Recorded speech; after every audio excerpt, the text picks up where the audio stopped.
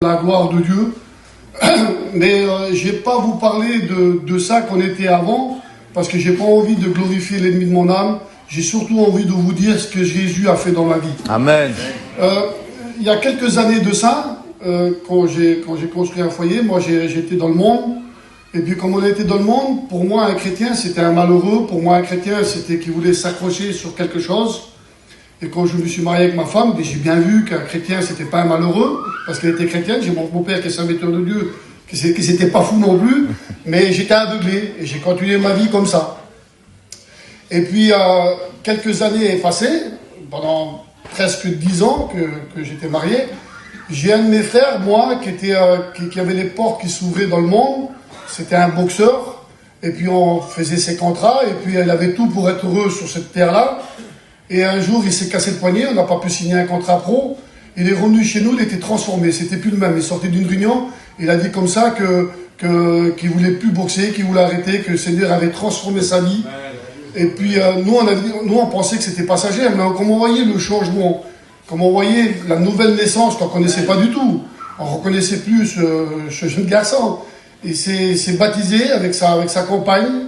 Aujourd'hui, il sert le Seigneur.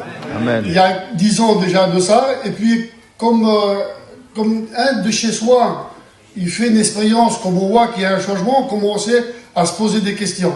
On est 7 frères, et les 7 frères, on se posait des questions.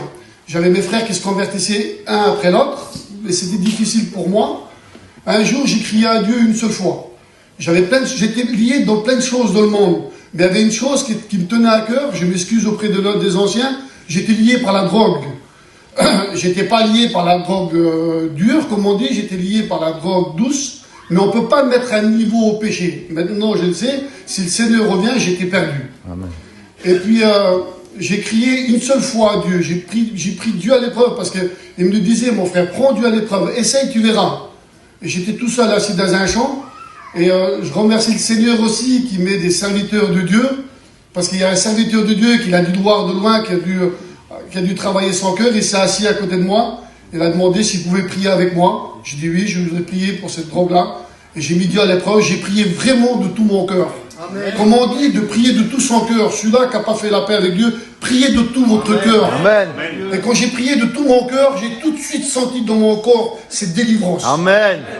Alors, dès que je suis parti, j'ai senti que j'avais plus besoin de ça. Dès le lendemain, je voulais réessayer parce que je me suis dit dans ma tête qu'il y avait quelque chose qui allait pas. Et dès que j'ai rentré chez moi le soir même, je me suis mis à côté de ma femme, ça faisait 10 ans que j'étais avec elle.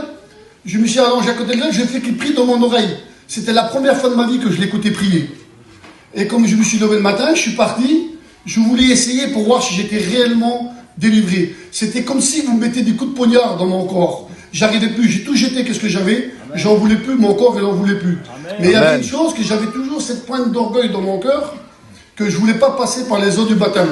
J'étais, comme je vous ai dit, dans une famille assez compliquée, et puis je voulais pas me rabaisser, si vous voulez, parce que pour moi, les gens, je pensais que j'allais me rabaisser. Alors, vous savez, j'esquivais un tout petit peu le baptême.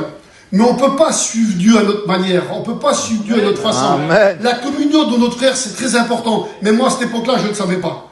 Bien sûr, j'ai lâché la main de Dieu.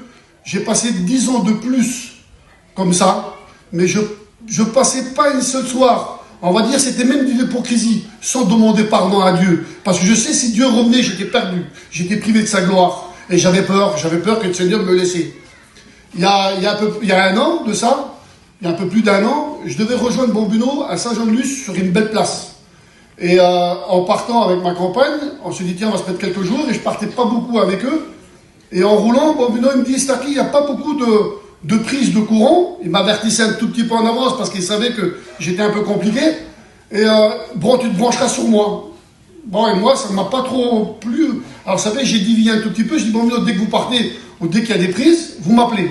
Mais bien sûr, il y avait un plan de Dieu derrière tout ça. Je me suis retrouvé là qu'il y avait une dizaine de campings. Il y avait 2 petits serviteurs de Dieu qui étaient là-bas. J'ai tout de suite senti cet amour. J'ai tout de suite senti cette communion. J'ai tout de suite senti que ces 2 serviteurs, ils se démenaient pour prêcher l'évangile. Ils faisaient des réunions de prière, ils faisaient des réunions le soir, ils passaient avec leur guitare. Ils passaient devant ma copine avec leur guitare. Il y avait un petit garçon qui était jeune chrétien, il avait même peur de passer devant chez moi. Et ça a touché mon cœur.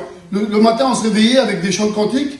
Et ma femme, elle a tout de suite vu que c'était un plan de Dieu. Je dis, ma femme, on part, on s'en va rejoindre ton père. Elle m'a dit, non, on va rester là. Je dis, mais c'est comme tu veux, si tu veux rester là, on reste là. On a resté là, j'ai suivi, on n'a pas parti loin, on a parti autour de Bayonne. Et la dernière réunion, ça s'est fait à Pau, c'était un matin. J'étais assis sur ma chaise et tout le long, le Seigneur, bien sûr, a travaillé mon cœur. Et j'ai crié à Dieu. J'ai dit, Seigneur, si c'est encore pour moi, demande au serviteur de Dieu qui se lève et qui me demande de prier en toi. Et j'attendais que le serviteur le faisait. Le serviteur, il ne l'a pas fait. Et en repartant, je dis, bah tant pis, c'est pas pour moi. Et je voyais un homme qui était derrière un camion, ce serviteur-là en question, qui m'appelait qu'il était en train de pleurer. Et il demandait pardon à Dieu. Il disait, je demande pardon à Dieu, je te demande pardon à toi. Le Seigneur m'avait mis dans mon cœur de t'appeler pour que tu puisses prier de toi. Amen. Vous savez, j'ai pas vu un ange descendre du ciel. J'ai pris tout de suite une prise de conscience. Je me suis dit, à partir d'aujourd'hui, je te suis, Seigneur. Amen. Là, de n'importe quelle manière, il faut que je te suis. Je voulais passer dans les eaux du baptême directement. Le premier jour, je voulais me baptiser. Ils m'ont fait attendre pendant 7 mois. Il y a même Bambino qui m'a baptisé, je pensais qu'il allait me noyer un peu plus en plus. J'ai eu peur. Et ça fait 6 mois aujourd'hui ou 7 mois que je suis baptisé. C'est la plus belle chose que j'ai fait dans ma vie. C'est inutile de vous le dire, le chrétien, que c'est la plus belle chose. Amen. Je travaille pour le Seigneur tous les jours, ça que je peux faire. Je le fais. Je lis ma Bible, je prie le Seigneur. J'ai un foyer chrétien, j'ai mes enfants dans les choses de Dieu. Amen. Toi qui es ici, que tu n'as pas fait la paix avec Dieu, fais-le. Demande. Et comme le Seigneur revient, on s'en va pour l'éternité avec lui. Que Dieu vous bénisse. Amen.